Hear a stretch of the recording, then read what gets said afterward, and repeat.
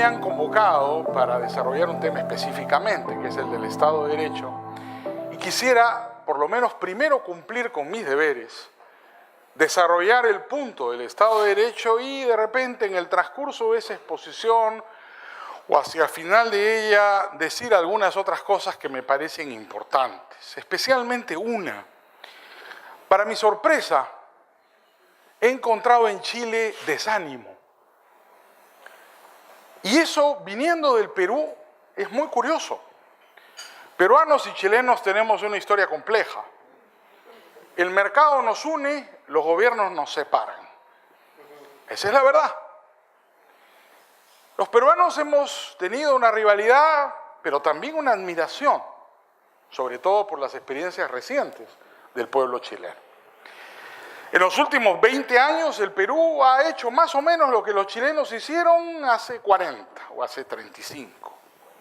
Por eso llegar a Chile, para un peruano como yo, que ha estado metido en política, que fue elegido diputado a los 27 años de edad, que andaba con 6 guardaespaldas en la campaña de Vargas Llosa el año 90, ¿no es cierto? Cuando tenía 26 o 27 años de edad, porque Sendero Luminoso tenía una guerra civil en el Perú, llegar a un Chile desanimado es una curiosidad y también una preocupación. Porque los peruanos hemos tomado de ejemplo, aunque no lo confesemos, a los chilenos. Hemos copiado muchas cosas buenas que hicieron. Me temo que también algunas malas. Pero eso suele pasar. Voy a referirme a eso hacia el final de mi exposición. Pero no quiero decirlo, no quiero dejar de decirlo desde un primer momento. Porque mi primera sensación en las 48 horas que llevo en Chile, he venido mucho en el pasado, tengo muchos amigos chilenos, 48 horas no son para juzgar a nadie, ni me atrevería a hacerlo, menos siendo un extranjero. Pero sí me ha llamado enormemente y me ha inquietado aún más el hecho de encontrar a los chilenos desanimados, no solamente los viejos como yo, sino los jóvenes como ustedes. De manera que no me eximiré de pronunciarme respecto hacia el final de esta exposición. La bondad de Axel Kaiser y sus colaboradores ha hecho que me inviten para hablar de algo de lo que no sé si tengo competencia, que es acerca del Estado de Derecho. Voy a tratar de corresponder a esa amabilidad y a las expectativas que tienen ustedes, desarrollando algunas tesis que espero les sean útiles. He visto de las breves biografías incluidas de los distintos estudiantes que están aquí presentes, que buena parte de ustedes son abogados o están estudiando Derecho. Bueno, no sé si decir que me alegro, porque yo también soy abogado y soy profesor de Derecho desde hace 30 años, pero me temo que los abogados somos también parte del problema en América Latina, así que espero que por lo menos esta discusión sea especialmente útil para todos nosotros. El concepto Estado de Derecho es un concepto sumamente importante en el mundo político y en el mundo jurídico. Pero como todos los conceptos, es un concepto complejo, con diferentes acepciones, muchos sentidos y difícil de entender. Si lo colocamos en la perspectiva histórica, aún más complicado. En el mundo del derecho, en el mundo de la política, del desarrollo del constitucionalismo, hay muchos términos que se usan como sinónimos. Por ejemplo, en el mundo anglosajón no se habla de Estado de Derecho, se habla de Rule of Law. En el mundo que pertenece a una tradición jurídica europeo, continental, como la latinoamericana, como la nuestra, el mundo romano-germánico, se habla de Estado de Derecho. ¿Significan lo mismo? ¿Son lo mismo? ¿Estamos hablando del mismo problema? El término Estado de Derecho se populariza en el mundo romano-germánico, en el derecho europeo, a partir del último tercio del siglo XIX, cuando Robert von Moll lo inventa. Él es el que por primera vez, von Moll, habla del Estado de Derecho. Antes de él, nadie habló jamás de Estado de Derecho. En la política alemana de von Moll, él habla del Rechtsstaat. Introduce por primera vez el término en el derecho constitucional moderno. Hasta antes de él, nadie había hablado jamás de semejante cosa. Lo que existía en el mundo anglosajón era el concepto del rule of law. ¿Qué es el concepto del rule of law? ¿Se parece al concepto del Estado de Derecho? En la tradición anglosajona, el derecho es consuetudinario, es decir, las normas jurídicas son creadas mediante la interpretación de la costumbre realizada por los tribunales de justicia. Es el juez el que identifica la costumbre, que es la norma jurídica, y la aplica al caso. Cada sentencia es derecho en el mundo anglosajón. La expresión rule of law lo que significa es ese proceso, el proceso mediante el cual los jueces construyen el derecho cada vez que sentencian. El juez anglosajón legisla sentenciando, porque identifica una norma a partir de la costumbre aplicable y resuelve el tema, materia de controversia, sometido a su jurisdicción. Entonces el concepto rule of law anglosajón es un concepto un poco distinto de, como veremos a continuación, el concepto de Estado de Derecho. Rule of law lo que significa en la práctica, políticamente ya, es que mandan los jueces. El que legisla es el juez. El juez decide, dice el derecho, al interpretar la costumbre. Nosotros en el mundo moderno estamos acostumbrados a decir, ¿no es cierto?, sobre todo en América Latina, que el derecho tiene muchas fuentes, que hay fuentes consuetudinarias, que hay fuentes legales, que hay fuentes materiales, que la doctrina son distintas fuentes del derecho. La doctrina de las fuentes del derecho es una doctrina también relativamente moderna, es de Savigny, siglo XIX. En el mundo anglosajón esta idea de que hay distintos proveedores de normas jurídicas a través de la idea de las fuentes del derecho, no es una idea que se ha planteado de esa forma, como sí se ha planteado en el mundo de nuestro sistema romano-germánico. Lo que tienen los anglosajones con claridad es el predominio de una fuente jurídica, la consuetudinaria. La legislación ha ido haciéndose cada vez más importante, pero el centro del derecho común, el centro del common law, las relaciones privadas, han sido construidas todas en torno al desarrollo y a la adopción de las costumbres como la fuente principal de las normas jurídicas en una sociedad.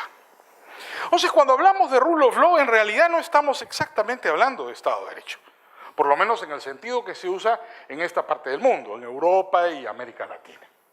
El rule of law es el gobierno de los jueces, donde los jueces identifican la costumbre y la aplican al caso concreto.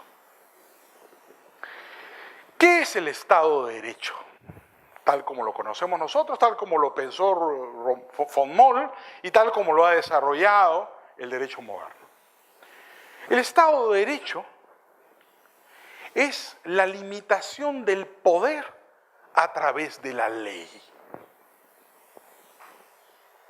El derecho controla al poder. El poder no es autónomo, sino está limitado y controlado por el derecho. La limitación del poder es el centro principal de la doctrina del Estado de Derecho.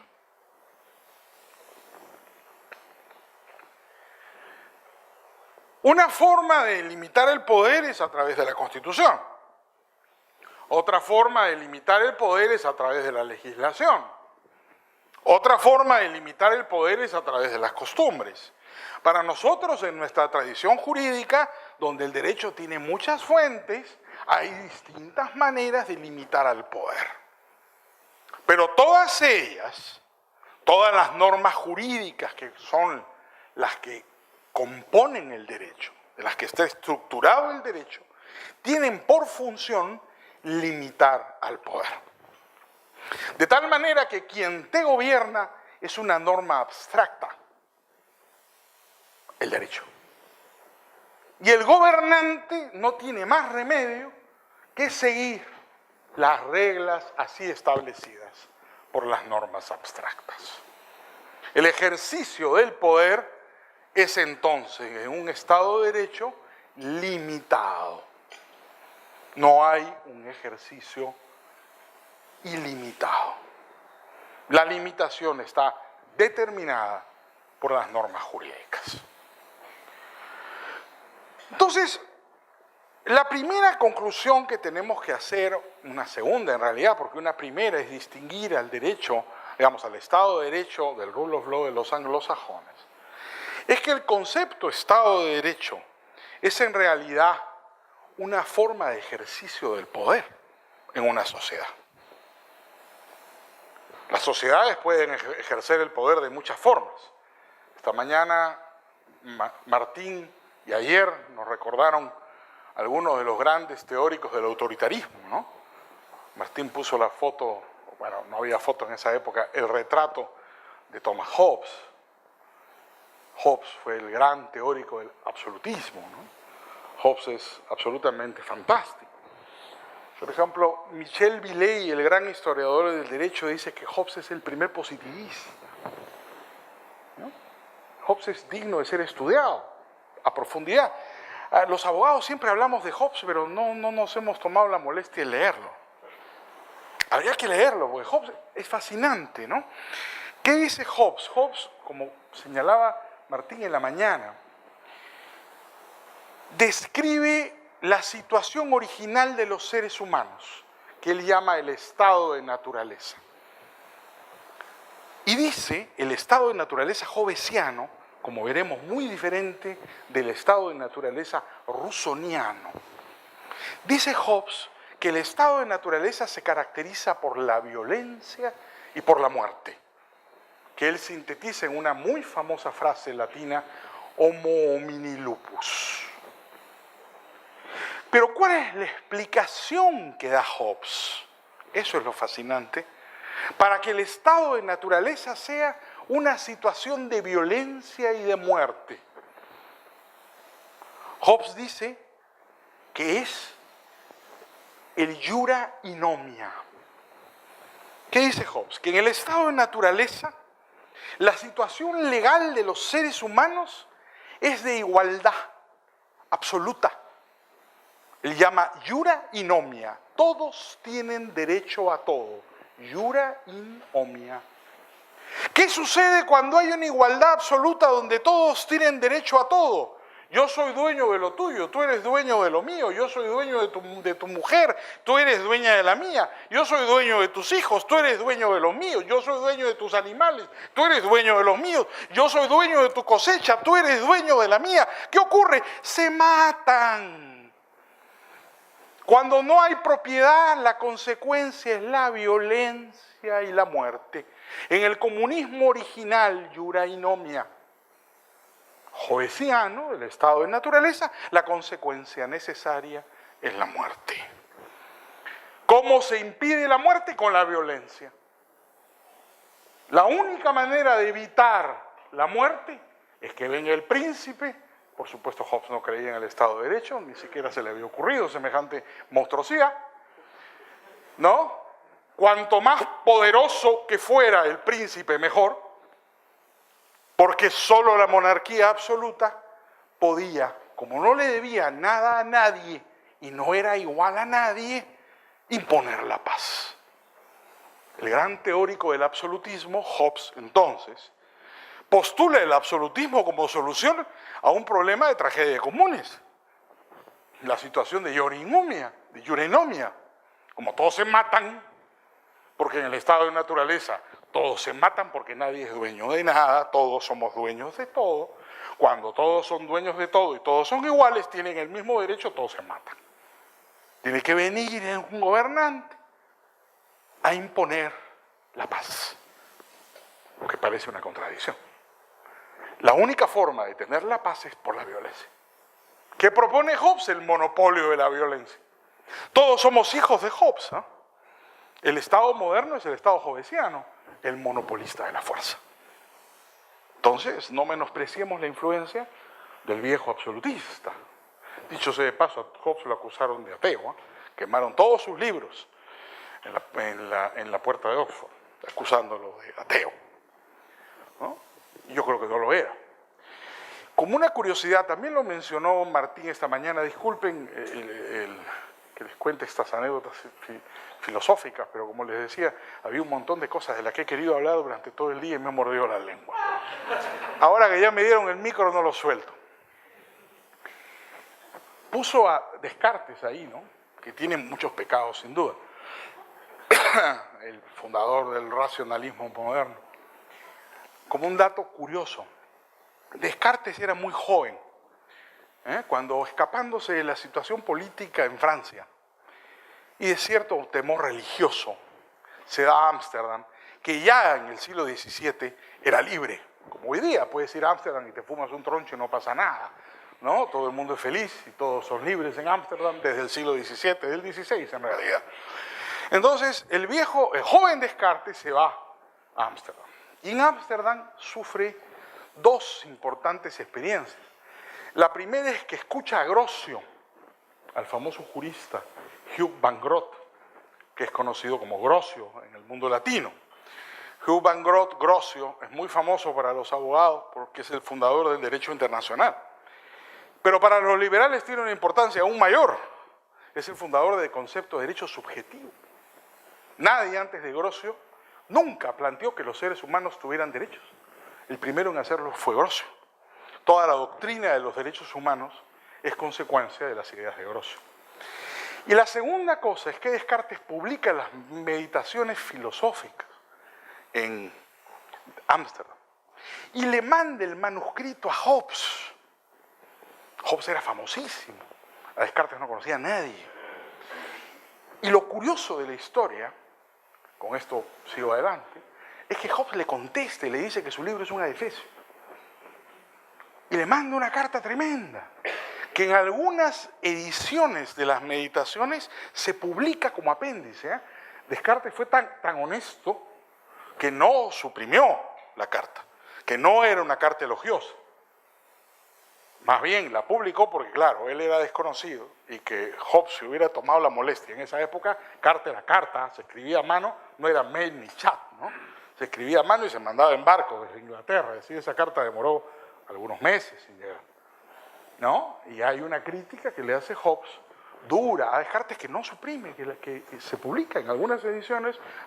Las meditaciones pueden ustedes encontrar el comentario de Hobbes. Con el correr del tiempo, esta idea de estado de naturaleza que se vuelve muy popular entre los filósofos sufre una transformación muy importante. En el mundo de la Ilustración, ya un siglo después, para Rousseau el estado de naturaleza no es violencia ni muerte, sino todo lo contrario. El estado de naturaleza es una situación idílica, donde todos son buenos. Entonces, una de las cosas que hay que hacer, de repente uno de los seminarios que Axel puede organizar en el futuro, es un seminario sobre el concepto de estado de naturaleza. Pues sumamente interesante estudiar cómo este concepto pasa de ser una cosa sangrienta y monstruosa, aterradora, diría yo. El estado de naturaleza hobbesiano es aterrador, a convertirse en un mundo maravilloso de buenos salvajes con Rousseau en el transcurso de un siglo. La construcción de la idea de que el poder tiene que ser limitado ha tardado mucho tiempo en la historia de la filosofía política, en la historia del derecho. Y es todavía una idea por conquistar, porque el gran problema con el gobierno de los hombres es precisamente la limitación del poder. Y el derecho muchas veces refleja al poder. En un Estado de derecho, el derecho no debe reflejar al poder, sino debe limitarlo.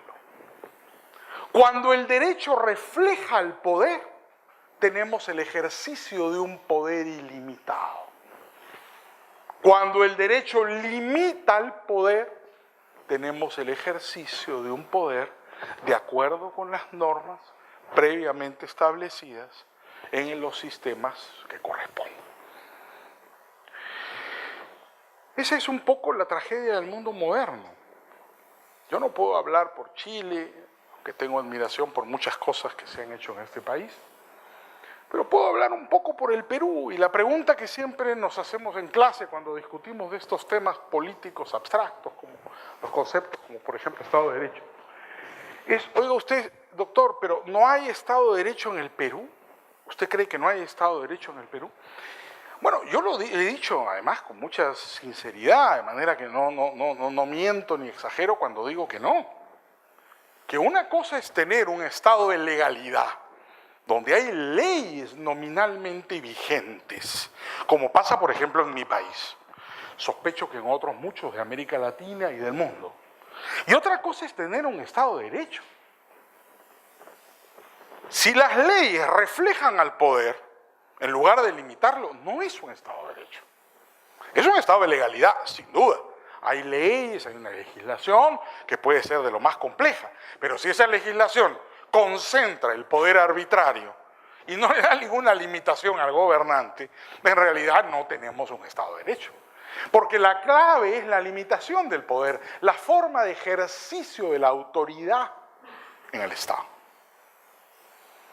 Es un poco lo que sucede en el Perú, no sé cómo sea la estructura legal chilena o la estructura legal argentina, es más compleja porque creo que tiene un Estado federal, los chilenos y los peruanos tenemos un Estado unitario, bolivianos hay por ahí varios, también son un Estado unitario, sé que hay un par de venezolanos por ahí que son amigos de un amigo mío, no los he visto, si levantan la mano, ¿dónde están? Ahí está, Pablo Sánchez les manda saludos, no me quiero quedar sin dárselos.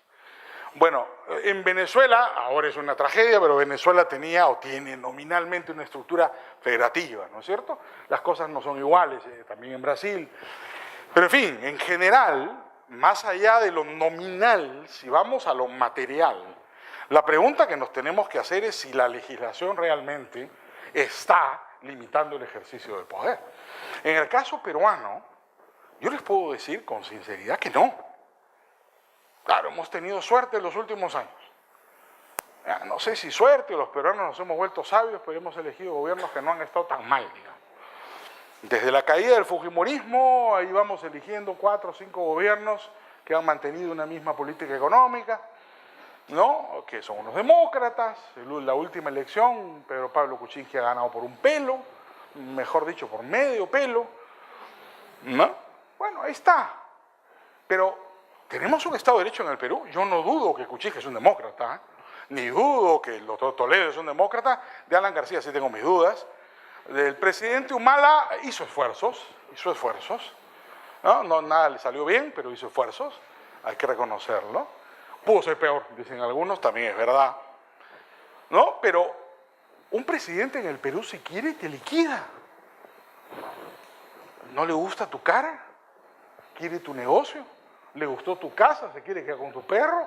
Hace lo que le da la gana. Absolutamente ninguna limitación. Están en las leyes ahí que dicen que tiene que preguntar, en la práctica nada. Según el sistema legal peruano, por ejemplo, ¿no? Tenemos 3 poderes, creo que iguales en Chile, ¿no? El poder ejecutivo, el legislativo y el judicial, separados y equilibrados, con un ministerio público independiente. Igualito creo que es aquí, ¿no? En Perú nada más tenemos un poder legislativo unicameral. Suprimieron el Senado. ¿Ya? Entonces solo hay una Cámara. Bueno, si ustedes hacen un cálculo de la legislación que se aprueba cada año, y aquí uso el término genérico, no solo las leyes, sino las leyes, los decretos y las resoluciones que se publican en el diario oficial, van a ver que el 98% de las normas que se producen en el Perú las hace el presidente, no el Congreso. ¿De qué estamos hablando? ¿Qué Estado de Derecho hay? ¿Qué limitación al poder? De nada. El que ejerce es el presidente.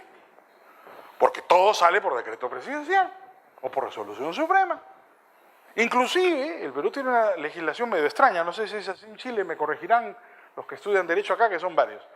En Perú, por ejemplo, una ley necesita un reglamento, ¿no? No para entrar en vigencia, supuestamente entra en vigencia por el solo hecho de su publicación. Pero el presidente tiene el derecho constitucional de reglamentar las leyes. Es igualito. Mira, lo malo se copia. En Bolivia también. Ah, bueno. En Chile no sé si es así. ¿Es así en Chile? No es un veto. También tiene derecho de veto en Perú. Es decir, el presidente puede reglamentar la ley. Es decir, en la práctica, el Congreso aprueba la ley que quiere y el presidente la cambia. Claro, no dice que la cambia. Porque en América Latina las cosas guardan ciertas formas. Pero con el reglamento, la cambia. ¿No? Dice, hay un caso clásico, ¿no? El Congreso, un caso de ahorita, el presidente Humala, el Congreso sacó una ley donde flexibilizó muchísimo el tema de las licencias de armas, por asuntos prácticos. Como había una ola de criminalidad, en el tiempo de Sendero Luminoso en el Perú, una legislación muy favorable, todo el mundo estaba armado por razones de Sendero Luminoso, después se redujo esa posibilidad, salieron leyes muy restrictivas, y ahora salió una ley donde se permitió a la gente armarse nuevamente, con facilidad, legalmente. Bueno, Humala, que era militar, no le gustó la ley. ¿Qué hizo? Sacó un reglamento que decía todo lo contrario. En la práctica, el Congreso te reconocía el derecho de comprar un arma, legalmente, con tu licencia. En la práctica, el presidente te eliminó el derecho. Bueno, esto es así a favor o en contra. Cuando el presidente quiere una cosa y el Congreso no se la da, la aprueba por reglamento. La pregunta es, ¿eso es un Estado de Derecho? Bueno, no es pues un Estado de Derecho, ¿no? Porque el ejercicio del poder presidencial es enorme. También puede pasar lo contrario. En el parlamentarismo, hacemos las preguntas al final, si te parece. En el parlamentarismo, por ejemplo, el parlamentarismo de tipo italiano, un fantástico y elegantísimo caos. No hay nada más elegante que un parlamentario italiano o una parlamentaria italiana, ¿no? Pero perfectamente inútiles, ¿no? Es decir, Italia es el caos más absoluto. Ahí la tiranía es la tiranía del Congreso. Es un desastre. No se puede gobernar, no funciona nada. Miren el impasse español, ¿no? El impasse español, vamos ya para la tercera elección, según parece, ¿no? Y los belgas no tuvieron un gobierno por 500 días, ¿no? Un amigo mío, Chicago Boy belga, me decía que Bélgica nunca había crecido más en la historia que cuando no tuvo gobierno. Lo que es una ratificación del laissez-faire, laissez-passer. Quizás lo mejor para los españoles sea no tener gobierno. Pero en fin, digamos, son las distorsiones que causa un sistema electoral. El gran tema es el de la limitación del poder.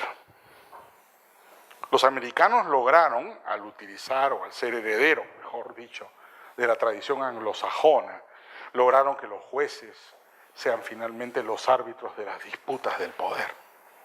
En América Latina, lamentablemente, la función judicial siempre ha estado doblegada. Con mayor o menor independencia, los jueces de América Latina tienen mucho menos poder que, por ejemplo, los jueces del mundo anglosajón o del mundo europeo. De manera que inclusive los jueces, que en la tradición anglosajona son los que hacen el derecho, una sentencia es una ley, por eso es rule of law. Una sentencia es una ley. En América Latina la tradición jurisprudencial es débil, contradictoria, ¿no? Hay pocas sentencias importantes. Y si son importantes son sobre alguna discusión metafísica, ¿no? Sobre las características del negocio jurídico, algo que busquen los magistrados, tener la menor cantidad de problemas políticos como consecuencia de firmar una sentencia de ese tipo.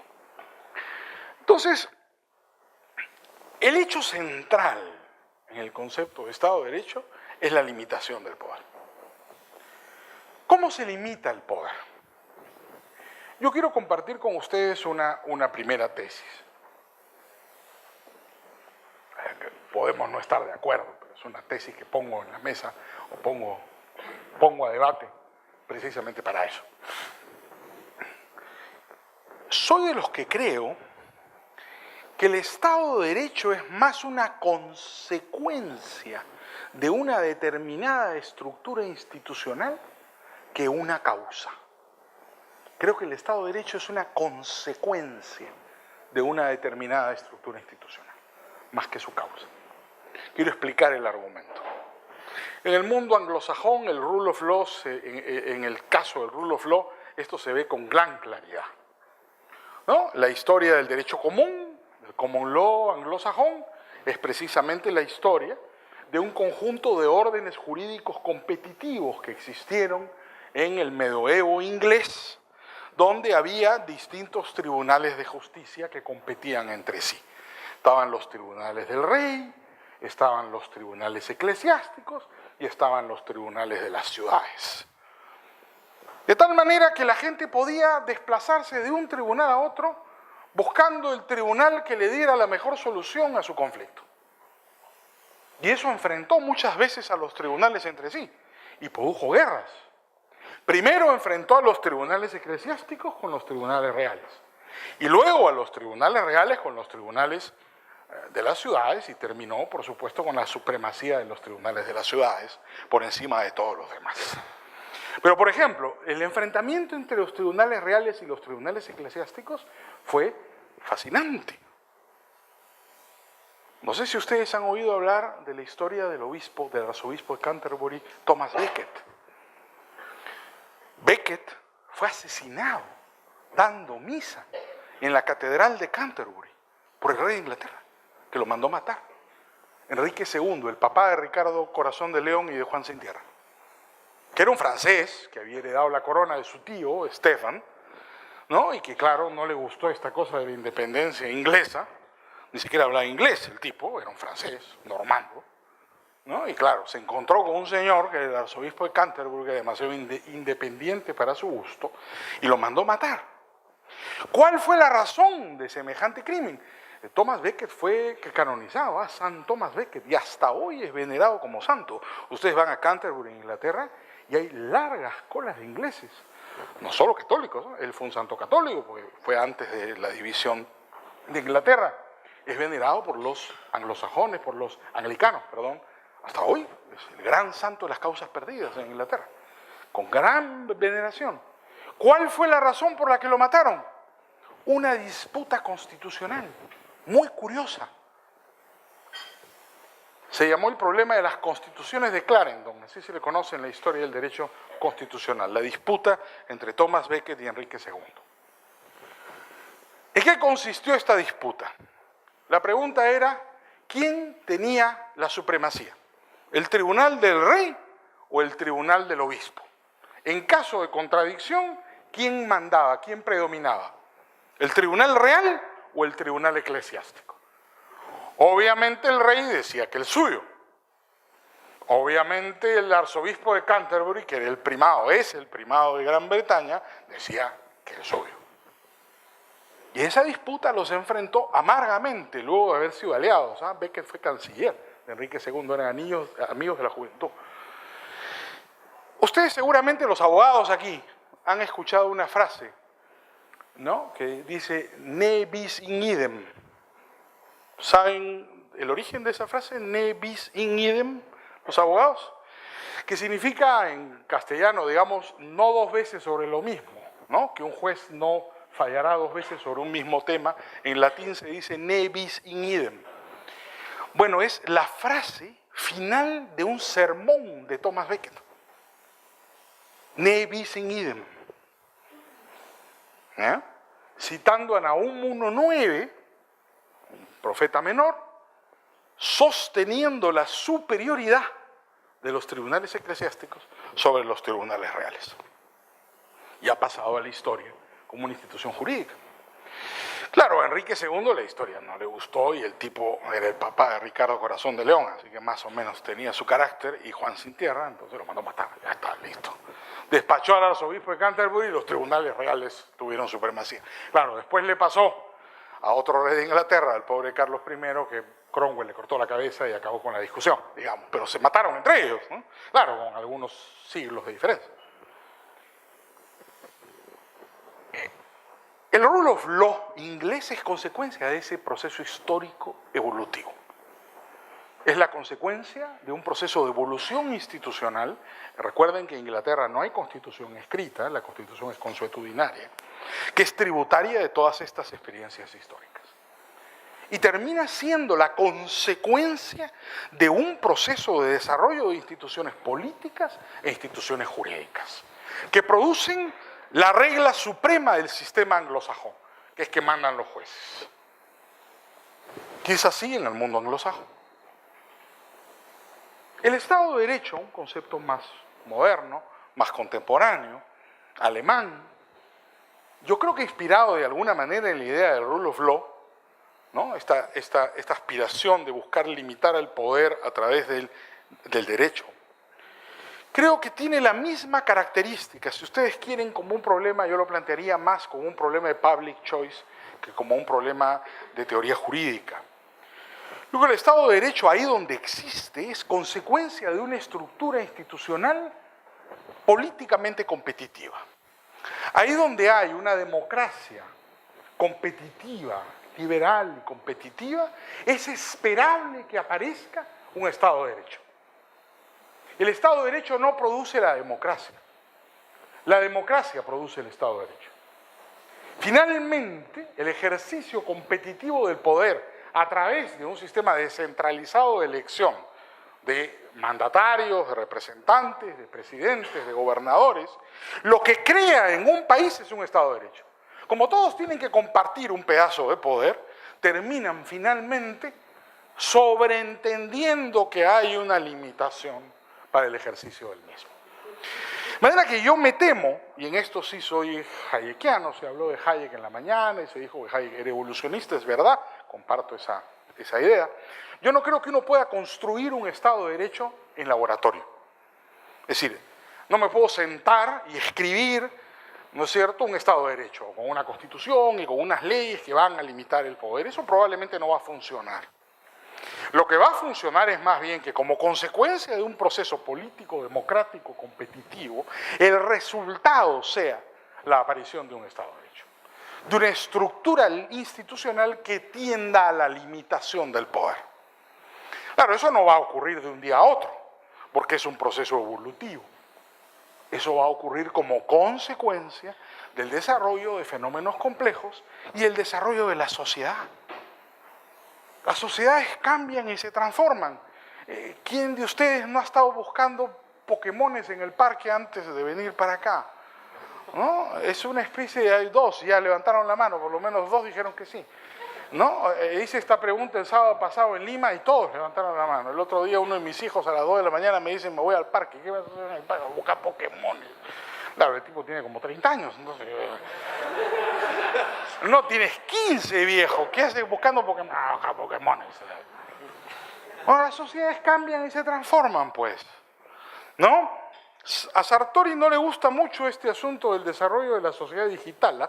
El viejo Sartori, que ya criticó a la televisión en Homo Videns, el gran sociólogo liberal italiano, ha publicado un librito a los 95 años de edad muy crítico, donde toca temas muy polémicos, y uno de ellos es que renueva la crítica al Homo Videns, ¿no? Y dice que los seres humanos aprendieron a conocer mediante conceptos, mediante abstracciones, y que de esa forma evolucionó el ser humano de la caverna y se convirtió en un ser superior. Que ahora, por el desarrollo de la tecnología, la preocupación que él tiene, es el Homo Videns, el hombre que aprende viendo, es que ya no se aprende por abstracciones ni por conceptos, se aprende por imágenes, y que eso es regresar al mundo de los animales. Los animales aprenden por imágenes, no aprenden por abstracciones. A un animal no le puedes explicar cuál es el concepto de libertad. No, aprende mirándote, aprende viendo qué haces. Entonces, la preocupación de Sartori es que, por ejemplo, el desarrollo del mundo digital, lo que está haciendo es que el hombre renuncie a las abstracciones, y que eso es sumamente peligroso. La evolución es finalmente random y no tiene contenido moral. No se evoluciona necesariamente a mejor, puede evolucionarse a peor. Piensen en Alemania, era el país más culto sobre la Tierra y más educado sobre la Tierra, con la mayor cantidad de premios Nobel sobre la Tierra, y en el siglo XX produjo 2 genocidios monstruosos en 2 guerras mundiales. Es decir, también el mejor país del mundo puede producir lo peor. No necesariamente se evoluciona mejor, no necesariamente el progreso significa que estamos mejor. Había esa idea equivocada de que siempre se iba hacia mejor, puede irse hacia peor. Pero el hecho es que la evolución cultural e institucional existe, las sociedades se transforman, los sistemas políticos tienen consecuencias. Yo no creo que se pueda, y sostengo, esta es una tesis que comparto con ustedes, no para que estén de acuerdo conmigo, sino probablemente para todo lo contrario, produzcamos un poco de debate en torno a ella. Yo no creo que se pueda crear el Estado de Derecho en laboratorio. Yo no creo que ni con la mejor de las buenas fes, las fundaciones liberales del mundo reunidas y financiadas para el efecto, con la concurrencia de sus mentes más brillantes como ustedes, podamos en un fin de semana, o en un mes, o en un año, construir el Estado de Derecho perfecto. No lo vamos a poder hacer. Esa es una perversión llamada constructivismo. Uno no puede crear deliberadamente la realidad. La realidad está compuesta por un conjunto de fenómenos complejos que no dependen solamente de nuestra voluntad, que en realidad no dependen de la voluntad de nadie, sino de la voluntad de todos, y ni siquiera de la voluntad. Dependen de las preferencias, de los caprichos, de los gustos, de los disgustos y de las pasiones que no son voluntarias. De manera que pongo este primer punto en discusión. Tengo 10 minutos. ¿Es posible crear deliberadamente un Estado de Derecho? ¿Es posible obligar a los hombres a ser libres? La Revolución Francesa creía que sí, ¿eh? Los girondinos mandaron ejércitos por Europa a obligar a la gente a ser libres. Semejante monstruosidad. Claro, muy rusoniana. Te voy a obligar a ser libre. Bueno, pues es una contradicción absoluta. Oye, déjame tranquilo, no me pegues. No, tienes que ser libre obligatoriamente. ¿Saben quién se opuso en la Asamblea Nacional? Esto lo cuenta Luciano Canfora en un ensayo estupendo se llama Exportar la libertad. Un ensayo bellísimo del clasicista italiano Luciano Canfora. Robespierre. Robespierre se para y le dice a los girondinos, están locos, así no se hace. ¿Quieren ustedes que la revolución triunfe en el mundo? Tienen que provocar que el pueblo se alíe con la nobleza, como ha sido en Francia. Si los invades, lo que vas a hacer es que todos se unen contra el invasor extranjero, que fue lo que pasó. Tú no puedes exportar la libertad, no puedes obligar a la gente a ser libre a patadas. Igual, puedes construir obligando a la gente un Estado de Derecho deliberadamente. Yo me temo que no, sería muy fácil y muy linda la respuesta si fuera que sí. Pero siendo la ley un proceso, siendo que el derecho se desarrolla evolutivamente, no creo que sea posible construir un Estado de Derecho de manera deliberada. Les cuento la experiencia peruana. Respecto a las constituciones, nomás para aprovechar los 10 minutos, porque algo les quiero decir de lo que ofrecí decir al principio. Las constituciones del siglo XX nomás, no me voy a ir más atrás, que fueron un montón. Además, en el Perú les encanta cambiar las leyes como de calzoncillos. Ustedes tienen un solo código civil, ¿no? El Perú tenía 4. Eso no les digo todo, ¿no? Les encanta a los peruanos cambiar las leyes, cambiar los códigos, por las puras. Ya, 52, 36, 3 códigos civiles. A ver, las constituciones peruanas. Vamos de ahora hacia atrás. La constitución actual peruana es la constitución del año 93, fruto del golpe de Estado de Fujimori del año 92. La constitución anterior peruana, la constitución del 33, fruto del golpe de Estado de Sánchez Cerro del año 31. Me saltaba una constitución. La constitución del 78 de Aya de la Torre fue fruto del golpe de Estado de Velasco Alvarado del año 67. Y la anterior, la primera constitución del siglo XX, la constitución de 1920, de Leguía, de Augusto Leguía, fue fruto del golpe de Estado que el mismo Augusto Leguía dio en 1919. Es decir, la constitución del 19, la del 31, la del 78 y la del 93 son consecuencia de un golpe de Estado. ¿Son constituciones? No, son documentos revolucionarios donde el ganador le impone al perdedor su punto de vista. Pues no hay Estado de Derecho pues en el Perú, nunca lo ha habido. Digamos, no quiero negar, por eso insisto, no vayan ustedes a decir o a suponer que yo digo que todos los presidentes del Perú hayan sido dictadores. No, han habido demócratas, pero no ha habido Estado de Derecho, en el sentido de que no ha habido limitación para el ejercicio del poder. Que haya habido presidentes que se han autorrestringido, como Fernando Belaúnde, que no solamente era un demócrata, un caballero, incapaz de violar los derechos de nadie, ha sido una decisión personal. Pero si no lo eran, sencillamente te arrasan. Porque tú eliges cada 5 años un dictador en el Perú. Eso es lo que eliges, que produce el 98% de la legislación, él, y el Parlamento el 2%. Entonces, en realidad, ¿qué estás haciendo? Repúblicas napoleónicas, Luis Napoleón, ¿no? Eligiendo un presidente que es el príncipe presidente, que termina gobernando con una concentración absoluta del poder. Podríamos desarrollar muchos más temas, no tenemos mucho tiempo, no quiero dejar de hablar de lo que ofrecí hablar al principio, pero les dejo una segunda tesis, ¿ya? Los abogados creemos, y esto es un terrible defecto de nuestra formación, que el derecho es un producto lógico. ¿Ah? Podríamos hablar mucho de esto, de dónde se origina este error. Yo quiero también decirles una cosa. El derecho no es lógico. El derecho es praxeológico. Es una cosa completamente distinta. Me explico. Cojamos la norma de derecho que ustedes quieran. Una que debe haber en Chile, que hay en Perú, y estoy seguro en Bolivia y en Venezuela, inclusive ahora. ¿No? Una regla de derecho, típica y clásica. El que causa un daño a otro debe indemnizarlo. Existe esa regla en el Código chileno, ¿no? ¿Qué es el Código? Bello. ¿No? Ustedes saben que Bello fue el discípulo predilecto de Jeremy Bentham, ¿no? Los chilenos saben eso, ¿no?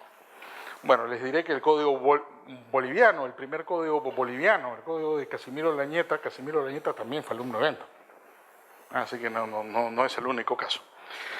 Bentham tuvo mucha influencia en América Latina. Bueno, no sé, ¿en Venezuela hay esa regla también?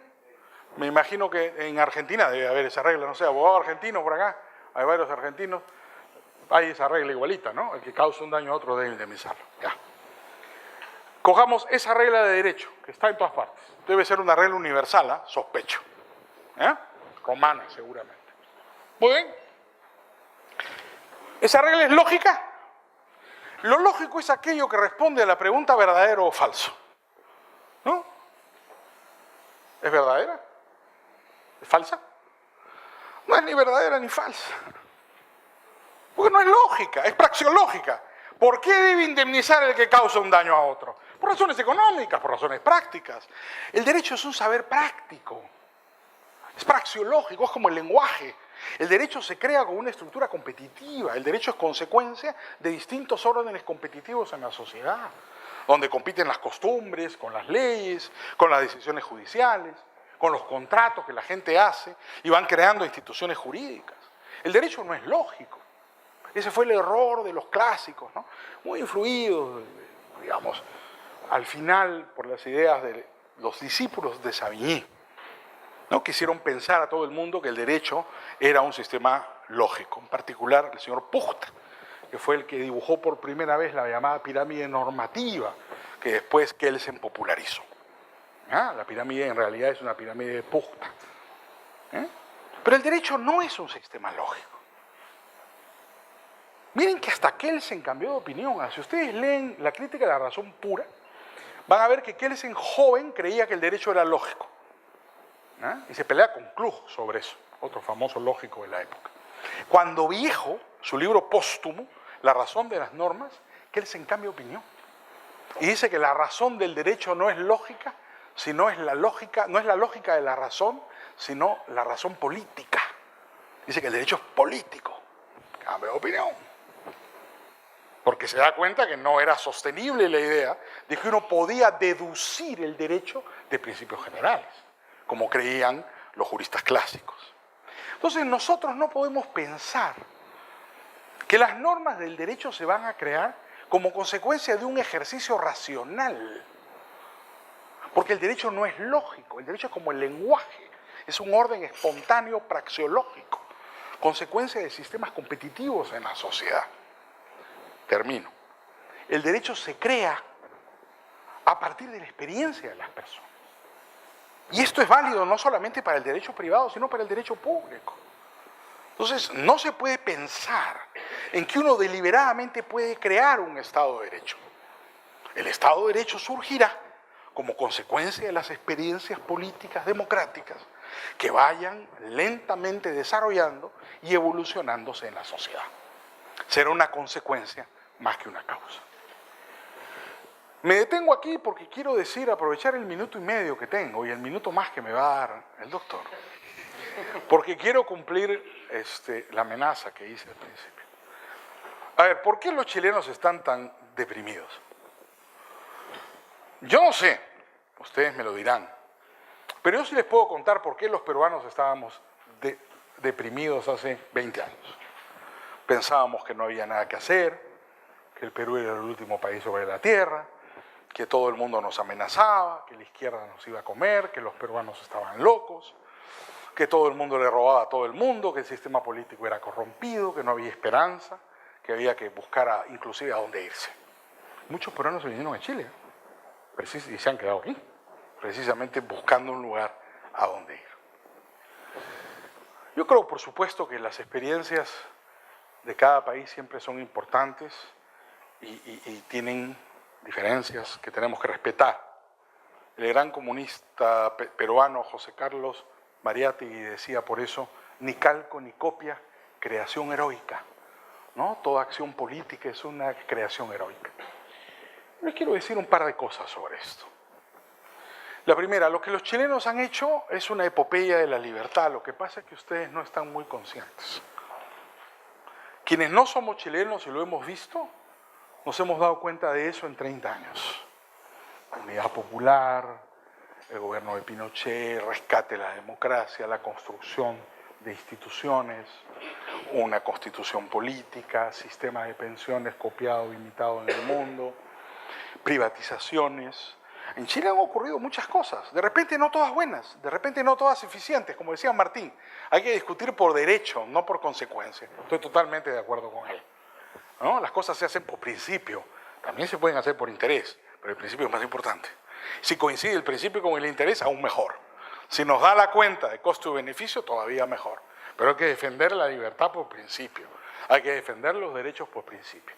Los chilenos nos han enseñado muchas cosas en América Latina, por eso tienen una gran admiración de América Latina, que probablemente los sorprenderá a ustedes hoy día.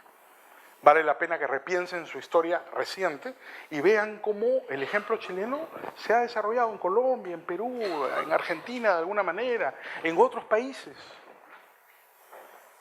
Piensen en segundo lugar algo que a mí me parece muy importante. Generalmente el debate moderno, es acerca de las causas de la pobreza, ¿no? Hay la gran discusión por la igualdad y cuáles son las causas de la pobreza. Yo quiero plantearles a ustedes que luchen por invertir ese debate. No discutan sobre las causas de la pobreza.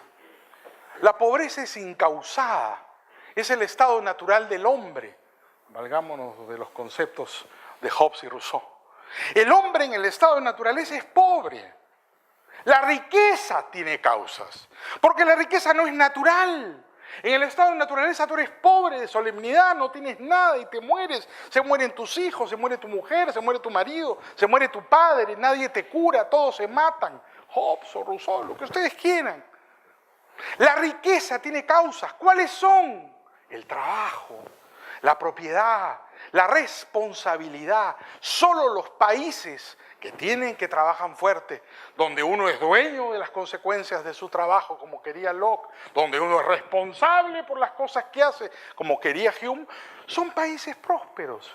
No hay que discutir entonces sobre las causas de la pobreza porque es incausada. Hay que discutir sobre las causas de la riqueza y ahí Chile tiene un ejemplo maravilloso que dar. Sean orgullosos de ser chilenos, hombre, se los dice un peruano que tiene muchas razones, ¿no es cierto? Mi abuela era ariqueña, muchas razones para no estar haciendo una apología de los chilenos, pero me da pena verlos tan deprimidos, ¿no? Discutan las causas de la riqueza. Lo importante es eso, la riqueza es causada, la causa el trabajo del hombre. La pobreza no, la pobreza es incausada. Todos somos pobres. La excepción es la riqueza. En Chile todo el mundo cree que la riqueza de unos proviene de la pobreza de los demás, ¿no? Este argumento que también me lo dicen en el Perú a cada rato, lo he escuchado en los últimos 3 días varias veces por el tema de las AFPs. Yo sé que ya me pasé, pero me vas a dar 2 minutos. Te dije que no te iba a hacer caso. A ver, En el Perú me dicen a cada rato, y en Chile me lo han dicho 3 veces en 2 días. No, es que aquí son ricos porque se roban la plata de los otros. Los empresarios son ricos porque se roban la plata de los demás. Bueno, yo les quiero en primer lugar quitar la culpa. Ese argumento es bien viejo. Ese es un argumento que produjo un filósofo muy famoso llamado Michel de Montaigne.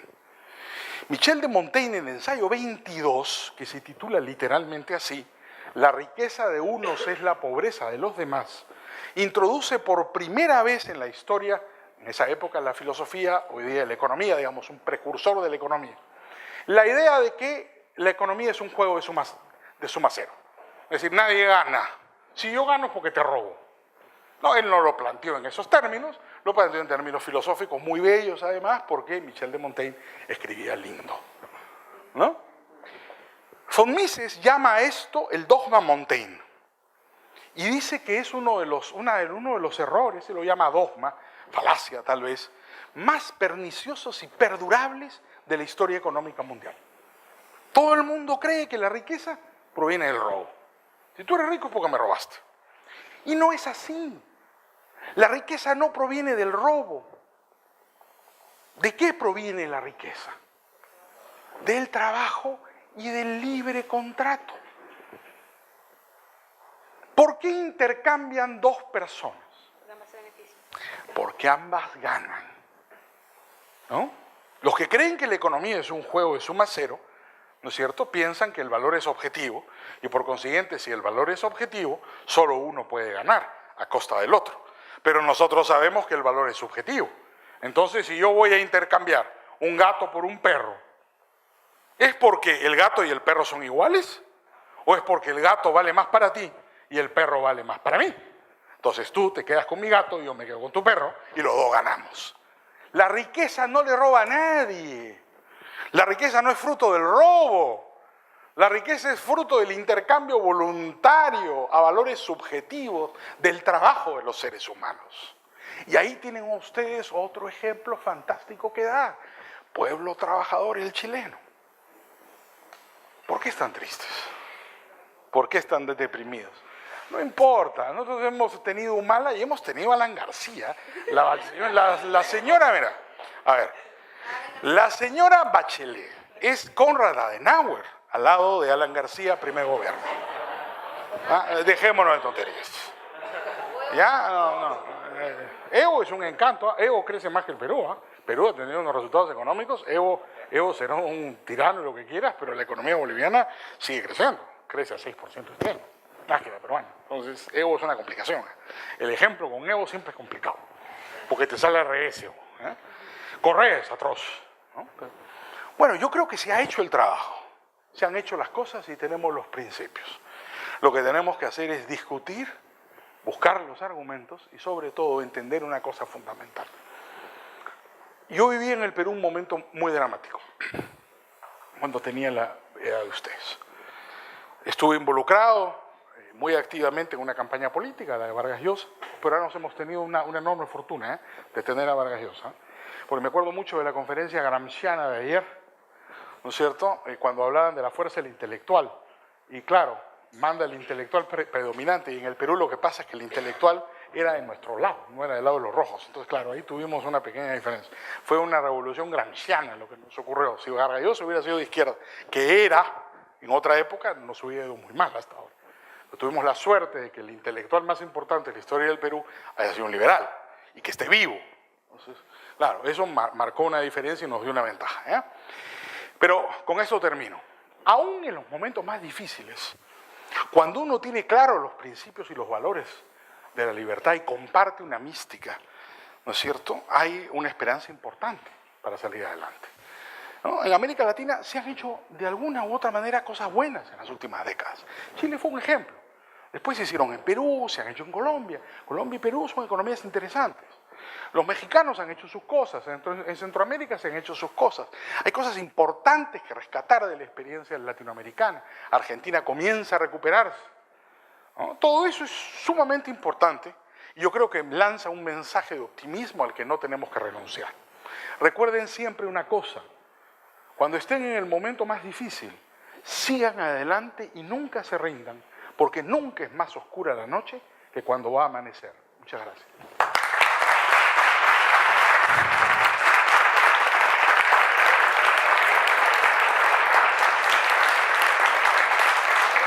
Muchas gracias, Enrique. Gracias. Gracias a ustedes. La ronda de preguntas, bien cortos, por favor, porque el tiempo es breve. Me pasé, sí. Bueno, yo te dije que no te iba a hacer caso. Jorge Sáez, de Chile. Primero, buenas tardes. Hola. ¿Qué tal?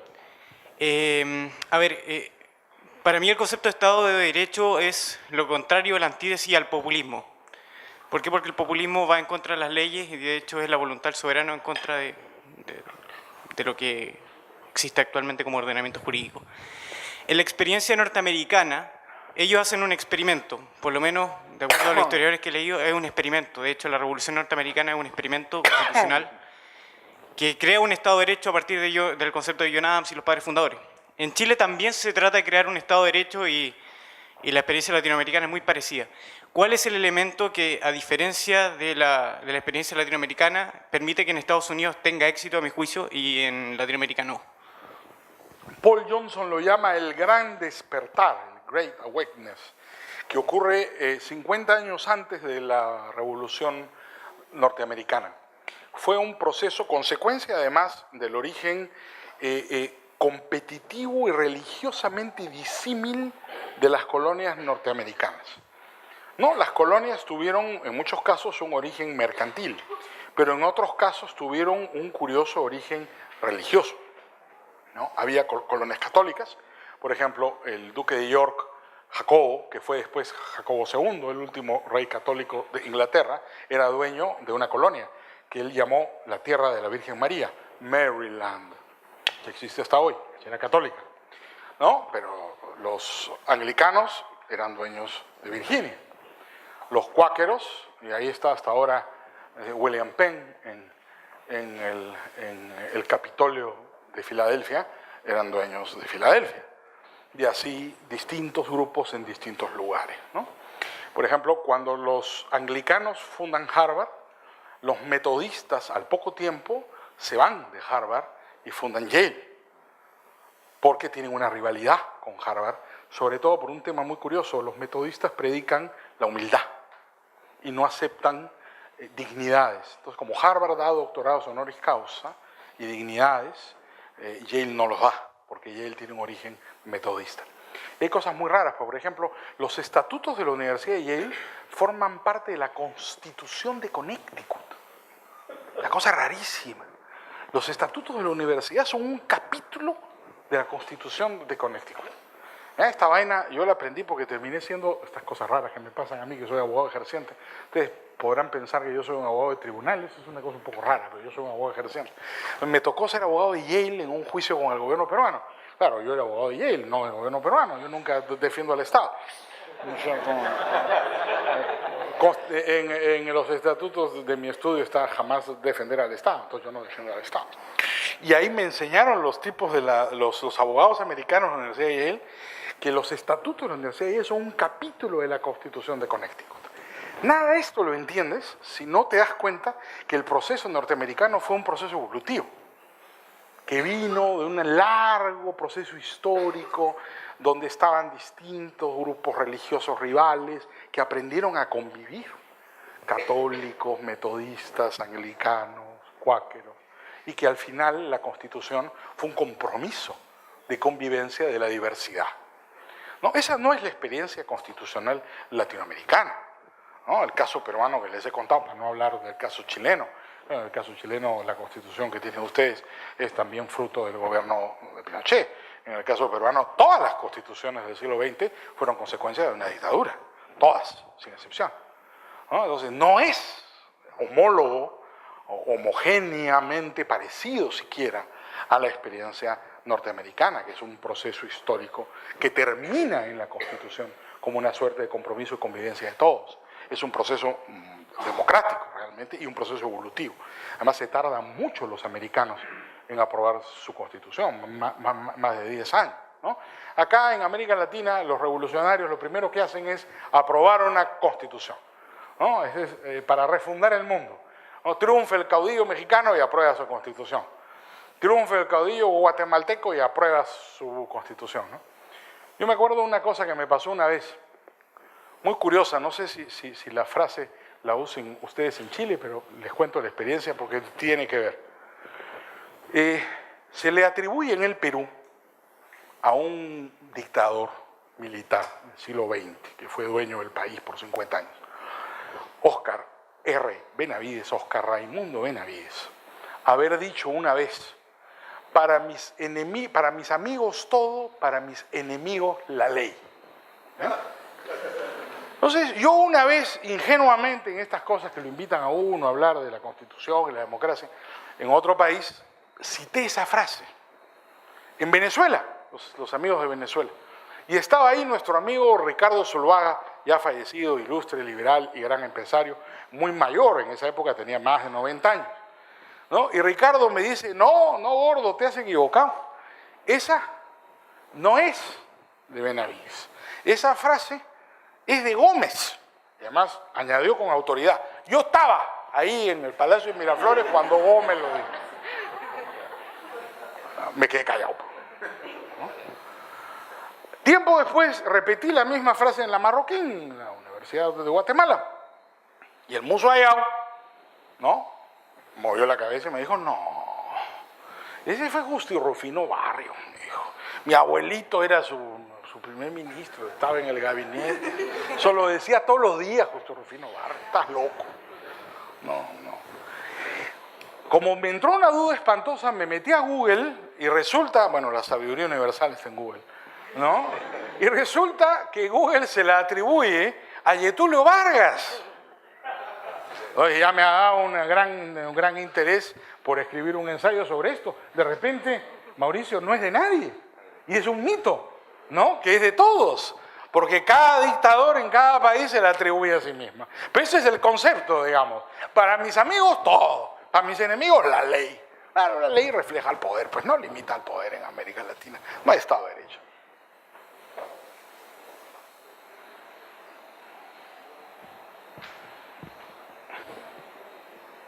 Hola, buenas, Samuel Rubio. Quería partir porque, a ver, si el poder debe ser de forma limitada, obviamente, que como está usted planteándolo, pero el poder es nominado a personas y las personas son emocionales. ¿Cómo estas personas pueden controlar de alguna forma o tender a controlar la frustración que causa el poder? Porque eso causa colapso. Es fundamental tu pregunta y la respuesta es: el poder no debe depender de las personas. Aunque sea un magistrado el llamado a ejercerlo, ¿no?, el presidente o un ministro, el presidente o el ministro no deben tener la posibilidad de ir más allá de lo que la institución regula. Al final tienes que ser gobernado por reglas abstractas, no por personas. La persona estará ahí, porque claro, la regla en la práctica no te puede gobernar, hay que aplicarla. Pero la limitación del poder está precisamente en que al gobernante no le quede más alternativa que cumplir con la ley, aunque no le guste. ¿No? Eso es el acto de renunciamiento en el ejercicio del poder. Puede ser duro psicológicamente para el gobernante, pero es esencial que así sea para el gobernado. Y lo que interesa en las sociedades democráticas, por lo menos, es que así sea. ¿Están condenados como al sufrimiento continuo? Si quieres ser poderoso, el costo es que renuncies a ejercer arbitrariamente el poder, ¿no? Es el costo de hacerlo. Dime. Hola, mi nombre es Camila, soy de Chile. Qué gusto. Y es que usted dijo que era hayekiano. Entonces, Bueno, según Hayek, yo intento. el Estado de Derecho es la existencia de las normas que no están dirigidas a una persona en específico, sino que crean un margen donde cada uno puede actuar y estar consciente de las consecuencias. Entonces, bajo este concepto y apuntando hacia su tesis, mi pregunta es: ¿no es más justo que se creen las leyes antes a que se creen a consecuencia de cierta circunstancia histórica, ya que estaríamos bajo una situación histórica donde ya no estamos legislando a ciegas?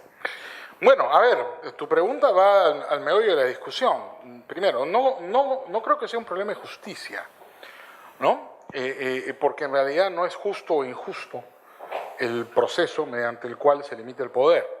Justas o injustas son las acciones de las personas, ¿no? Y solo de personas libres, como bien dijo Martín, solo una persona libre es capaz de un acto moral. Si no eres una persona libre, no puede haber un acto moral. No son buenos ni malos los esclavos, solo son buenos o malos los hombres libres, los hombres y las mujeres libres. Entonces, no creo que sea un problema de justicia, tampoco creo que sea un problema moral. Lo que creo es que uno no puede crear ex nihilo una estructura jurídica, ¿no? La estructura jurídica es consecuencia de un proceso político. Y los ejemplos, solo en América Latina, los tienes por miles. Toda América Latina, desde Hispanoamérica me refiero, desde que se independiza de los españoles, es un ejemplo de cómo uno trata de construir deliberadamente un orden político constitucional y fracasa. Toda la experiencia de América Latina. Lo tienes en cada caso. Hablamos de Chile, Andrés Bello, ¿no? Andrés Bello había estudiado con Bentham. Y Andrés Bello tenía una idea positivista del derecho porque Bentham fue un positivista. Muchos creen que fue uno de los grandes positivistas de todos los tiempos, ¿no?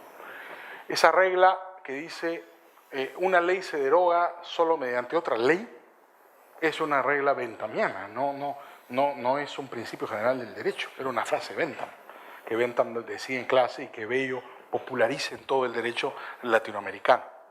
Llega un momento en que el Código Bello está vigente en 6 o 7 países de América Latina. Adopta el Código Bello media América Latina.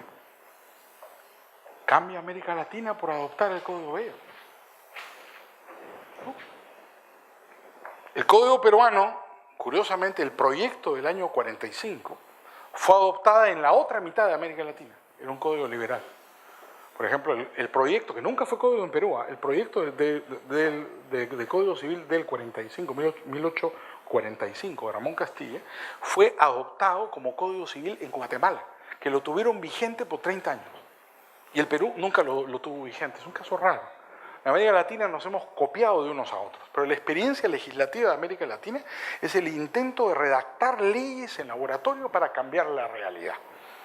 Es decir, producir un cambio político deliberado. Y yo creo, aquí voy a ponerme más hayekiano, que el cambio político deliberado solo es posible en el margen. Nunca puedes hacer un cambio político deliberado comprensivo. Marginalmente sí. El ejemplo de Chile, pues, puedes privatizar las pensiones. Existe un cambio político deliberado marginal, ¿no es cierto? Puedes hacer cambios marginales, como en el Perú. Las privatizaciones, ciertas políticas, pero un cambio político deliberado de toda la estructura institucional nunca lo puedes hacer. Porque no se construye el derecho en laboratorio. El derecho es consecuencia de la experiencia del pueblo. Savigny decía que el derecho es el Volksgeist, el espíritu del pueblo, ¿no? El derecho es consecuencia de ese espíritu, de esa experiencia popular que está por encima de los deseos o de los intereses de los legisladores. Creo que felizmente, ¿eh? Pero claro, eso hace más complicada la cosa, pues, porque tarda más, ¿no? Los cambios son evolutivos, no son de un día para otro. Bueno, los cambios evolutivos no están dirigidos por nadie, porque nadie puede prever cuál va a ser el resultado. Mira, la característica, por ejemplo, de la costumbre frente a la ley, es que tú a la ley la puedes hacer deliberadamente, porque la haces en el Congreso y puedes con una mayoría parlamentaria aprobar una ley. La costumbre la hace el pueblo, y tú nunca sabes, aunque trates, aunque seas un reformador moral que quieras cambiar las costumbres de tu pueblo, tú no sabes, uno, si van a cambiar, y dos, cómo van a cambiar. Porque el proceso de generación de una costumbre es muy lento. Los latinos decían que requería 2 cosas, opinio necessitatis, ¿no es cierto?, e inveterada consuetudo, para que se produjera, para que pasara de ser un uso a una costumbre. Eso no pasa de un día para otro. Entonces, en realidad el proceso es no deliberado. La ley tiene un proceso deliberado. Yo no sé si ustedes han oído de un jurista español muy particular que se llamaba Joaquín Costa. ¿Hay algún español acá o alguien que haya leído a Joaquín Costa? Joaquín Costa era anarquista, Mauricio, y era un tipo muy raro. Se hizo muy famoso en el siglo XIX en España, pero por anarcosindicalistas, hombre izquierda, que escribe un libro llamado Oligarquía y Caciquismo, que se hace famosísimo en esa época en América Latina. Todo el mundo lo lee. Bueno, la doctrina jurídica de Joaquín Costa es una de las más singulares que he conocido. A diferencia de los positivistas que dicen que solo la ley es la única fuente del derecho, Joaquín Costa dice que solo la costumbre es la única fuente del derecho. ¿Cuál es su argumento? Él dice lo siguiente y viene a tu tema, que cuando el Congreso aprueba una ley, no es obligatoria. Es una propuesta política del cuerpo de representantes del pueblo, que se convierte en obligatoria cuando la gente la obedece, es decir, cuando se vuelve una costumbre. Toda ley es ad referéndum de la voluntad del pueblo. Si el pueblo la sigue, es porque se hace una costumbre obedecerla, no porque es una ley. Entonces, en realidad, una de las fuentes de la costumbre son las leyes, que el Congreso le propone al pueblo para que el pueblo, si quiere, obedezca. Si quiere, no lo obedece. Como un reformador social o como una religión que propone un cambio moral a su pueblo, igual. El Congreso le propone a su pueblo una ley. Bueno, el pueblo la mira, pues no me gusta, no me gusta. Si la gente la comienza a obedecer, ya es obligatorio. No porque sea ley, sino porque es costumbre. Joaquín Costa. Es sumamente interesante, fue muy original. Lamentablemente en América Latina su teoría jurídica no se difunde mucho. En España sí, pero sí su teoría política. Él es el teórico de la reforma agraria en América Latina. Es decir, Zapata y todos los revolucionarios mexicanos leyeron a Joaquín Costa, que fue un tipo del último tercio del siglo XIX. Acá tenemos una pregunta del profesor Rojas. Bueno, después te la paso. Hola, soy Agustina Sí, dale. de Argentina. Qué gusto. Yo me preguntaba, porque como usted hablaba recién de que el presidente tiene, digamos, poderes legislativos, ¿cuál es la función que tiene el Congreso en ese caso, en Perú, si no es la de legislar? Y la otra pregunta es, ¿qué pasa cuando las leyes impulsadas por el presidente son inconstitucionales, digamos? ¿Qué es lo que frena en ese caso el poder, digamos, ejecutivo? Claro, el Congreso nominalmente en el Perú es el que hace las leyes. Lo que pasa es que hay normas de otra jerarquía, que son los reglamentos, que se aprueban por decreto presidencial, que en la práctica son la mayoría de las normas que constituyen un sistema jurídico. Entonces, lo que el Congreso hace es mínimamente importante. En el caso peruano, el 2% de las normas son leyes. El 98% restante son decisiones del Poder Ejecutivo. Entonces, como legislador, más legisla el presidente que el Congreso. En el Congreso hay oposición, en el Congreso hay check and balances, en el Congreso se discute. El presidente, nadie sabe lo que va a aprobar mañana.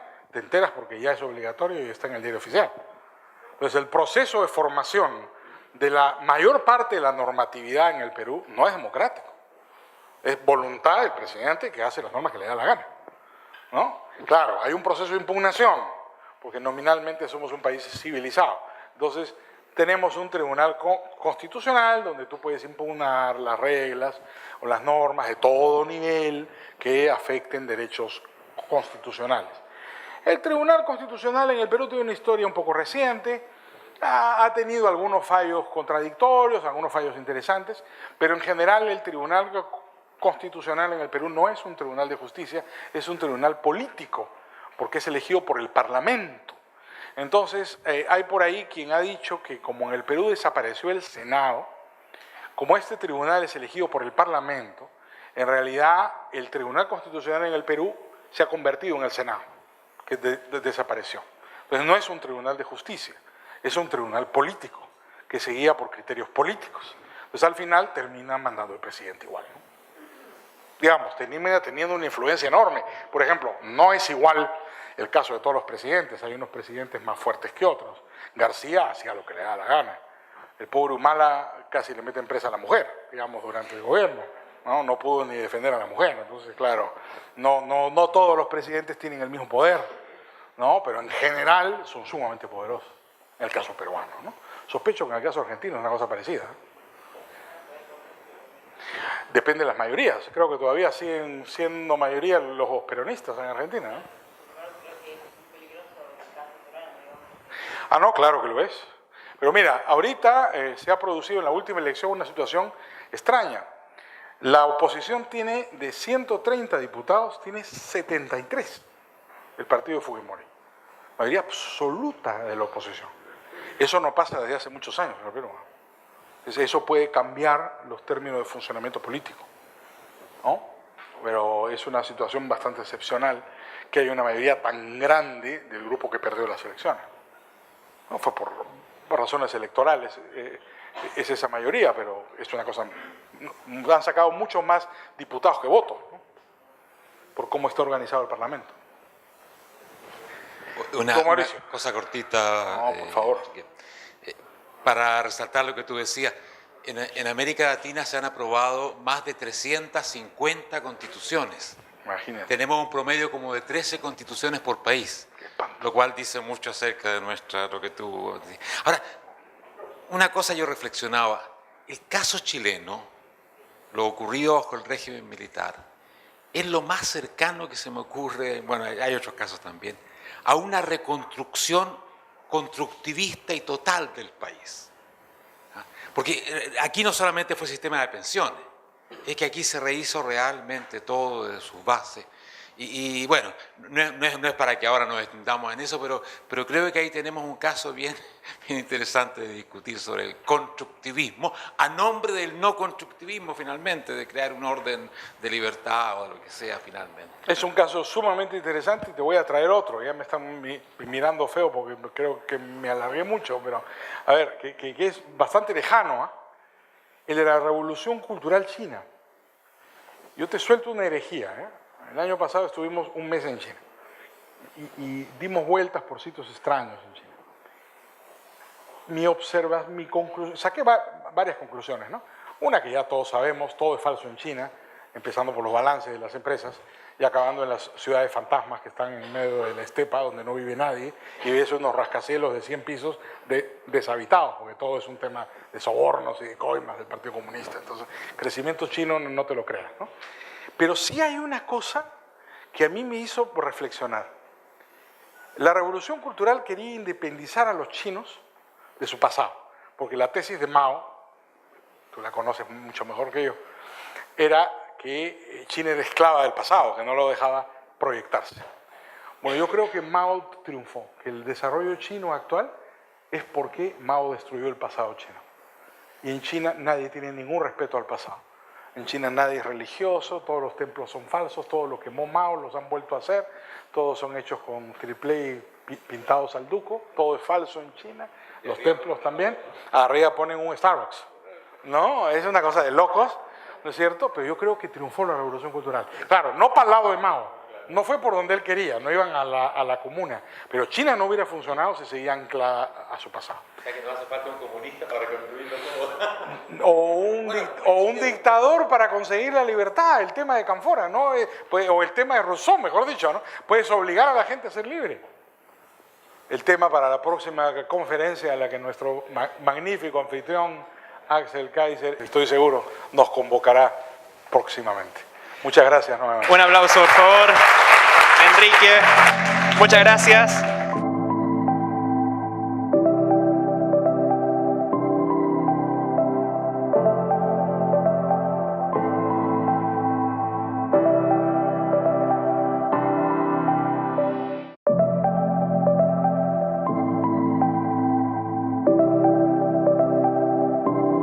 Me han convocado para desarrollar un tema específicamente, que es el del Estado de Derecho, y quisiera, por lo menos primero, cumplir con mis deberes, desarrollar el punto del Estado de Derecho y de repente en el transcurso de esa exposición o hacia el final de ella decir algunas otras cosas que me parecen importantes, especialmente una. Para mi sorpresa, he encontrado en Chile desánimo. Y eso, viniendo del Perú, es muy curioso. Peruanos y chilenos tenemos una historia compleja. El mercado nos une, los gobiernos nos separan. Esa es la verdad. Los peruanos hemos tenido una rivalidad, pero también una admiración, sobre todo por las experiencias recientes del pueblo chileno. En los últimos 20 años, el Perú ha hecho más o menos lo que los chilenos hicieron hace 40 o hace 35. Por eso llegar a Chile, para un peruano como yo, que ha estado metido en política, que fue elegido diputado a los 27 años de edad, que andaba con 6 guardaespaldas en la campaña de Vargas Llosa el año 90, ¿no es cierto? Cuando tenía 26 o 27 años de edad, porque Sendero Luminoso tenía una guerra civil en el Perú, llegar a un Chile desanimado es una curiosidad y también una preocupación. Porque los peruanos hemos tomado de ejemplo, aunque no lo confesemos, a los chilenos.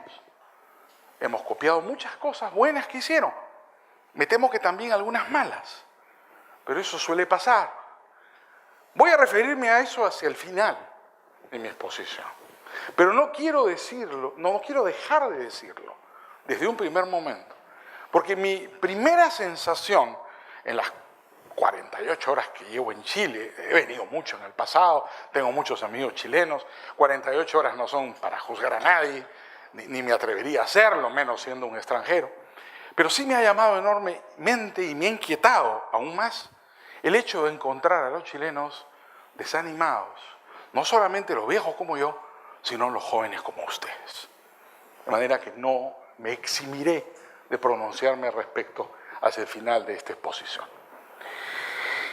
La bondad de Axel Kaiser y sus colaboradores ha hecho que me inviten para hablar de algo de lo que no sé si tengo competencia, que es acerca del Estado de Derecho. Voy a tratar de corresponder a esa amabilidad y a las expectativas que tienen ustedes, desarrollando algunas tesis que espero les sean útiles. He visto de las breves biografías incluidas de los distintos estudiantes que están aquí presentes, que buena parte de ustedes son abogados o están estudiando Derecho. Bueno, no sé si decir que me alegro, porque yo también soy abogado y soy profesor de Derecho desde las fuentes. Hay distintas maneras de limitar al poder. Pero todas ellas, todas las normas jurídicas que son las que componen el derecho, de las que está estructurado el derecho, tienen por función limitar al poder. De tal manera que quien te gobierna es una norma abstracta, el derecho. Y el gobernante no tiene más remedio que seguir las reglas así establecidas por las normas abstractas. El ejercicio del poder es entonces, en un Estado de Derecho, limitado. No hay un ejercicio ilimitado. La limitación está determinada por las normas jurídicas. Entonces, la primera conclusión que tenemos que hacer, una segunda en realidad, porque una primera es distinguir al derecho, digamos, al Estado de Derecho del rule of law de los anglosajones, es que el concepto Estado de Derecho es en realidad una forma de ejercicio del poder en una sociedad. Las sociedades pueden ejercer el poder de muchas formas. Esta mañana Martín y ayer nos recordaron algunos de los grandes teóricos del autoritarismo, ¿no? Martín puso la foto, bueno, no había foto en esa época, el retrato de Thomas Hobbes. Hobbes fue el gran teórico del absolutismo, ¿no? Hobbes es absolutamente fantástico. Por ejemplo, Michel Villey, el gran historiador del derecho, dice que Hobbes es el primer positivista, ¿no? Hobbes es digno de ser estudiado a profundidad. Los abogados siempre hablamos de Hobbes, pero no nos hemos tomado la molestia de leerlo. Habría que leerlo, porque Hobbes es fascinante, ¿no? ¿Qué dice Hobbes? Hobbes, como señalaba Martín en la mañana, describe la situación original de los seres humanos, que él llama el estado de naturaleza. Y dice, el estado de naturaleza hobbesiano, como veremos, muy diferente del estado de naturaleza rusoniano. Dice Hobbes que el estado de naturaleza se caracteriza por la violencia y por la muerte, que él sintetiza en una muy famosa frase latina, homo homini lupus. Pero ¿cuál es la explicación que da Hobbes? Eso es lo fascinante. Para que el estado de naturaleza sea una situación de violencia y de muerte. Hobbes dice que es el iura inomia. ¿Qué dice Hobbes? Que en el estado de naturaleza, la situación legal de los seres humanos es de igual a su jurisdicción. Entonces el concepto rule of law anglosajón es un concepto un poco distinto de, como veremos a continuación, el concepto de Estado de Derecho. Rule of law lo que significa en la práctica, políticamente ya, es que mandan los jueces. El que legisla es el juez. El juez decide, dice el derecho, al interpretar la costumbre. Nosotros en el mundo moderno estamos acostumbrados a decir, ¿no es cierto?, sobre todo en América Latina, que el derecho tiene muchas fuentes, que hay fuentes consuetudinarias, que hay fuentes legales, que hay fuentes materiales, que la doctrina son distintas fuentes del derecho. La doctrina de las fuentes del derecho es una doctrina también relativamente moderna, es de Savigny, siglo XIX. En el mundo anglosajón esta idea de que hay distintos proveedores de normas jurídicas a través de la idea de las fuentes del derecho, no es una idea que se ha planteado de esa forma, como sí se ha planteado en el mundo de nuestro sistema romano-germánico. Lo que tienen los anglosajones con claridad es el predominio de una fuente jurídica, la consuetudinaria. La legislación ha ido haciéndose cada vez más importante, pero el centro del derecho común, el centro del common law, las relaciones privadas han sido construidas todas en torno al desarrollo y a la adopción de las costumbres como la fuente principal de las normas jurídicas en una sociedad. Entonces, cuando hablamos de rule of law, en realidad no estamos exactamente hablando de Estado de Derecho, por lo menos en el sentido que se usa en esta parte del mundo, en Europa y América Latina. El rule of law es el gobierno de los jueces, donde los jueces identifican la costumbre y la aplican al caso concreto. ¿Qué es el Estado de Derecho? Tal como lo conocemos nosotros, tal como lo pensó von Moll y tal como lo ha desarrollado el derecho moderno. El Estado de Derecho es la limitación del poder a través de la ley. El derecho controla al poder. El poder no es autónomo, sino está limitado y controlado por el derecho. La limitación del poder es el centro principal de la doctrina del Estado de Derecho.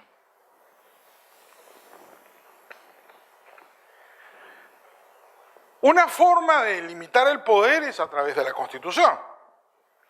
Otra forma de limitar el poder es a través de la legislación. Otra forma de limitar el poder es a través de las costumbres. Para nosotros, en nuestra tradición jurídica, donde el derecho tiene mucha igualdad absoluta, él llama iura inomia. Todos tienen derecho a todo. Iura inomia.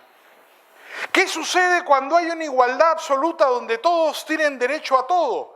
Yo soy dueño de lo tuyo, tú eres dueño de lo mío, yo soy dueño de tu mujer, tú eres dueña de la mía, yo soy dueño de tus hijos, tú eres dueño de los míos, yo soy dueño de tus animales, tú eres dueño de los míos, yo soy dueño de tu cosecha, tú eres dueño de la mía. ¿Qué ocurre? Se matan. Cuando no hay propiedad, la consecuencia es la violencia y la muerte. En el comunismo original, iura inomia, hobbesiano, el estado de naturaleza, la consecuencia necesaria es la muerte. ¿Cómo se impide la muerte? Con la violencia. La única manera de evitar la muerte es que venga el príncipe. Por supuesto, Hobbes no creía en el Estado de Derecho, ni siquiera se le había ocurrido semejante monstruosidad, ¿no? Cuanto más poderoso que fuera el príncipe, mejor, porque solo la monarquía absoluta podía, como no le debía nada a nadie y no era igual a nadie, imponer la paz. El gran teórico del absolutismo, Hobbes, entonces, postula el absolutismo como solución a un problema de tragedias comunes. La situación de iurenomia. Como todos se matan, porque en el estado de naturaleza todos se matan porque nadie es dueño de nada, todos somos dueños de todo. Cuando todos son dueños de todo y todos son iguales, tienen el mismo derecho, todos se matan. Tiene que venir un gobernante a imponer la paz, lo que parece una contradicción. La única forma de tener la paz es por la violencia. ¿Qué propone Hobbes? El monopolio de la violencia. Todos somos hijos de Hobbes, ¿no? El Estado moderno es el Estado hobbesiano, el monopolista de la fuerza. Entonces, no menospreciemos la influencia del viejo absolutista. Dicho sea de paso, a Hobbes lo acusaron de ateo, ¿eh? Quemaron todos sus libros en la puerta de Oxford, acusándolo de ateo, ¿no? Yo creo que no lo era. Como una curiosidad, también lo mencionó Martín esta mañana, disculpen que les cuente estas anécdotas filosóficas, pero como les decía, había un montón de cosas de las que he querido hablar durante todo el día y me mordió la lengua. Ahora que ya me dieron el micro, no lo suelto. Puso a Descartes ahí, ¿no? Que tiene muchos pecados, sin duda. El fundador del racionalismo moderno. Como un dato curioso, Descartes era muy joven, cuando escapándose de la situación política en Francia y de cierto temor religioso, se da a Ámsterdam, que ya en el siglo XVII era libre, como hoy día, desde hace 30 años. Pero me temo que los abogados somos también parte del problema en América Latina, así que espero que por lo menos esta discusión sea especialmente útil para todos nosotros. El concepto Estado de Derecho es un concepto sumamente importante en el mundo político y en el mundo jurídico. Pero como todos los conceptos, es un concepto complejo, con diferentes acepciones, muchos sentidos y difícil de entender. Si lo colocamos en la perspectiva histórica, aún más complicado. En el mundo del derecho, en el mundo de la política, del desarrollo del constitucionalismo, hay muchos términos que se usan como sinónimos. Por ejemplo, en el mundo anglosajón no se habla de Estado de Derecho, se habla de Rule of Law. En el mundo que pertenece a una tradición jurídica europeo, continental, como la latinoamericana, como la nuestra, el mundo romano-germánico, se habla de Estado de Derecho. ¿Significan lo mismo? ¿Son lo mismo? ¿Estamos hablando del mismo problema? El término Estado de Derecho se populariza en el mundo romano-germánico, en el derecho europeo, a partir del último tercio del siglo XIX, cuando Robert von Moll lo inventa. Él es el que por primera vez, von Moll, habla del Estado de Derecho. Antes de él, nadie habló jamás de Estado de Derecho.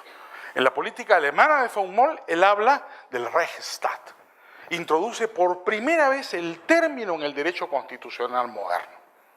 Hasta antes de él, nadie había hablado jamás de semejante cosa. Lo que existía en el mundo anglosajón era el concepto del Rule of Law. ¿Qué es el concepto del Rule of Law? ¿Se parece al concepto del Estado de Derecho? En la tradición anglosajona, el derecho es consuetudinario, es decir, las normas jurídicas son creadas mediante la interpretación de la costumbre realizada por los tribunales de justicia. Es el juez el que identifica la costumbre, que es la norma jurídica, y la aplica al caso. Cada sentencia es derecho en el mundo anglosajón. La expresión rule of law lo que significa es ese proceso. El proceso mediante el cual los jueces construyen el derecho cada vez que sentencian. El juez anglosajón legisla sentenciando, porque identifica una norma a partir de la costumbre aplicable y resuelve el tema, materia de controversia, sometido